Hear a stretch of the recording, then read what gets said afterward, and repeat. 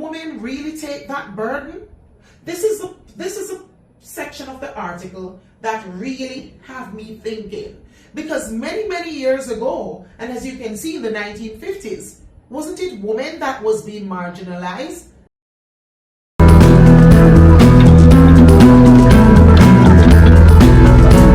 Hi everyone, my name is Denisher Forbes, CEO of Microfinancing Limited. Well, today I'll be journeying into a new field, I guess, or a hobby, something that I know nothing about, have no clue. Well, I think I'll be doing some reaction videos, and here I am, starting with this one. I don't know what the article is about, except that it says Jamaican women in employment, and it's on the Gleaner's website. So today, you and I will be reading this article, and then I'll just put in my little 2 cents. Daisy Chambers, Gleaner Archives. Let's see what this is all about. This article was written on September 4, 2022. Now I want to know what they're talking about when they speak of women in business. Now, let's read it together. Even though I started working my life at the then Bureau of Women's Affairs, which was established coinciding with International Women's Year in 1975, I am still making some interesting discoveries about women and the workplace. From feedback, it seems that many women did not know how difficult it was for women to be promoted in civil service, and that there was a marriage bar preventing married women from working. Interesting. Refer to articles on women in civil service and women of the 1940s. With a history of slavery and indentured women of African and Asian descent in Jamaica were always working, whether in the fields as domestics. On Sundays, enslaved women were traders taking their provisions to market. The few white women and some colored women were not exposed to work. They were home managers, society hostess, and charity patrons. Okay, let's see what else is here. Okay, let's see. In the post-emancipation period, a Creole middle class emerged. The rules of the society were adopted, and middle strata women were expected to remain at home. So it was frowned upon for those women to work outside of the home. Once married or in partnership, they were expected to be housewives or to work in family-based cottage industries or businesses. So it seems as if back then, in the 1940s, women were only expected to be housewives. Now, yes, we do know this, that women were expected to be housewives, and that's why when you grew up, you saw that your mom was actually not working. She was always at home while daddy would go out and work and bring in the bag, right?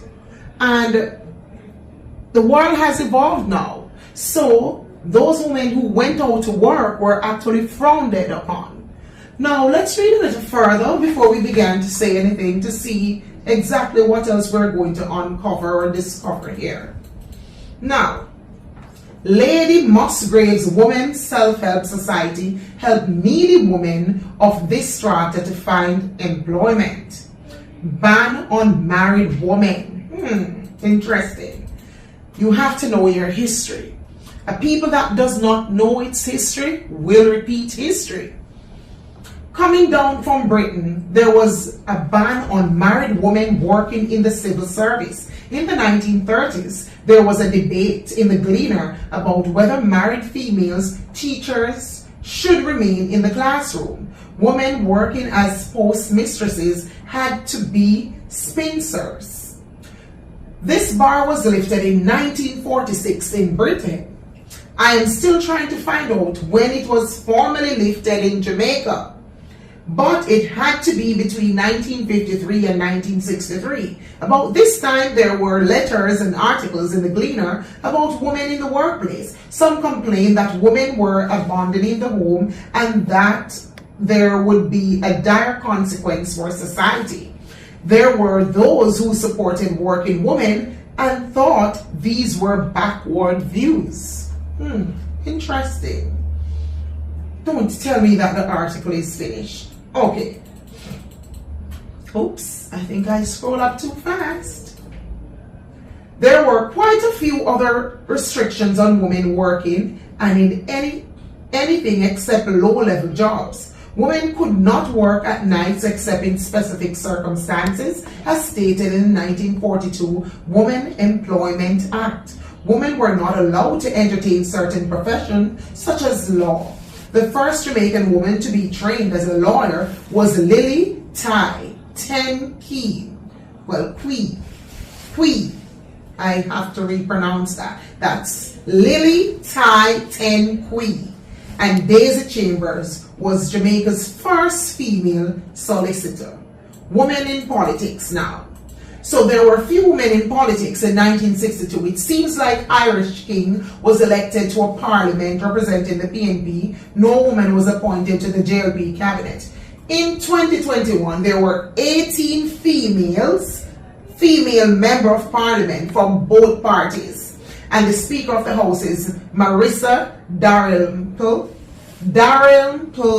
Filbert. Now, there are 3 women in the cabinet. Jamaica has had a female prime minister. Everyone knows Portia Simpson Miller. The labor force in the 1960s was 65,000 and 39% were women. Example, 255, 450. Few of these women would have been in administrative and managerial positions or would be professionals or in competitive sports. Now, let's move to 2021. In 2021, the Jamaica labor force was 1,438,213. My apologies. Of which 45% were women. Example, 647,196 were women. Today, more women are being employed and more women are in managerial positions. In fact, women are to be found in every field. I should tell you, even construction. In Jamaica, I have seen women in construction. Women are dominating at this time. Now, the head of the Jamaica Defense Force is Rear Admiral Antoinette Wimmis Gorman. You have to pronounce these names carefully. So if you can't spell like me, you're going to have serious problems. These people can get really edgy with you mispronouncing their names. So there's equal pay for equal work. There is a criticism today that men are being marginalized as more women are graduating from secondary and tertiary institutions with required qualification and holding senior positions. Can you imagine? Do you see the hypocrisy though? Let's read this line again. There is a criticism today that men are being marginalized because more women are graduating from secondary and tertiary institutions, and they are also having more qualifications and holding more senior positions. But whose fault is that though, really? Should women really take that burden? This is a section of the article that really have me thinking, because many years ago, and as you can see in the 1950s, wasn't it women that was being marginalized? Is it karma? Or has the world changed? Have we evolved? Because I used to grow up and I heard, listen, to the fear tomorrow for me. So is it women time now? What say you? Because I'm thinking, we as women can't marginalize men. It would have to be the men that have given up on themselves. It would have been the men who have decided not to push as hard as before, and they're now relaxing. Women wanted independence. So I can see women going out there trying to do everything for themselves, because you and I both know that when you are dependent upon someone, you will get verbal and physical abuse. And I believe a lot of us can attest to this. Lots of women in Jamaica were verbally and physically abused. My mother used to say, a man would take you from your parents, bring you to his house, and then he would pack up your dulcimina or your 2 scandal bag and put you out on the road after having you for probably 3-4 years. Being with you, he just puts you out and you have nowhere to go. And remember, back then it was men who were the breadwinners and the only breadwinners. So women were only the housewives. And so they did not contribute financially. So they had no place in business. They had no way of contributing financially to the family. And so because the man was the only person that was contributing, he had all the say, he had all the rights, he held all the power, and the woman was powerless. It is true that if you don't have money or independence, you are powerless. I believe women have taken back their power. We have regained our power because we have decided that we want to step out of being out of the home, from being recognized as just housewives only. And we believe that we have a purpose here in society, just as how the men have a purpose. And so we have started to educate ourselves. We have started to do just about every and any job and any career that we're passionate about and that can bring food to the table.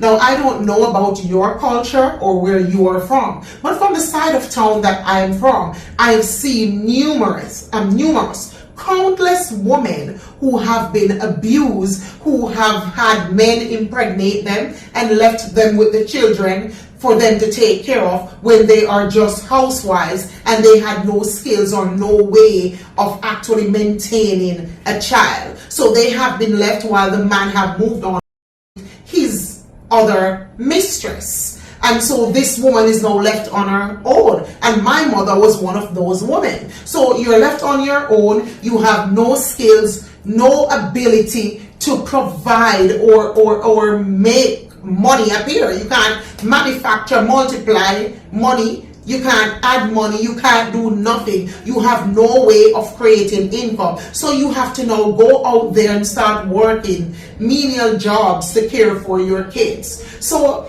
I wouldn't think that women have any part to do with men becoming marginalized. I believe it is the men in themselves that have taken things for granted and have refused to upgrade and educate themselves and continue working on themselves, because they have stopped giving themselves personal development. And now more women are more hungry, more eager to learn and also to be independent. And this is why it seems this way. But all the laws were in favor of men working and not for women, as you can see in the article. This is my 2 cents. The article is almost finished. Let's read just the last paragraph. It says, our society needs gender balance. Interesting. I agree, but I give a thumbs up to our women. Ladies, you have come a long way since independence. And this is contributed by Marcia Thomas. Thank you, Marcia. Now, we need gender balance, and we've been asking for this for a long time. But because women, even when we entered the workplace, we were very much marginalized. If you remember, when we entered the workplace, we had no maternity leave. We were not given equal pay for equal work. We were lobbying for all of these things over the years because it was a male-dominated industry. It was a male-dominated business, and everything was in favor of the male. Even when the woman was doing more, the male was paid more. And I didn't hear females crying out back then so much about being marginalized. But when we started feeling the pinch, the pain, I knew more women were crying out for equal pay, also maternity leave with pay. But another time we're going to pick up on this on another article. And this is my 2 cents. So let's hear from you. What do you have to say? What's your take on this? Do you believe women contribute to men being marginalized now and them not being able, not graduating in sky rocket numbers, in high numbers from secondary and tertiary institutions? Do you believe that it's women's fault? Or what do you say? What is your take on why men are producing lower numbers when compared to women in the world of business. Again, you're speaking with Denisher, and it's my pleasure. Thank you.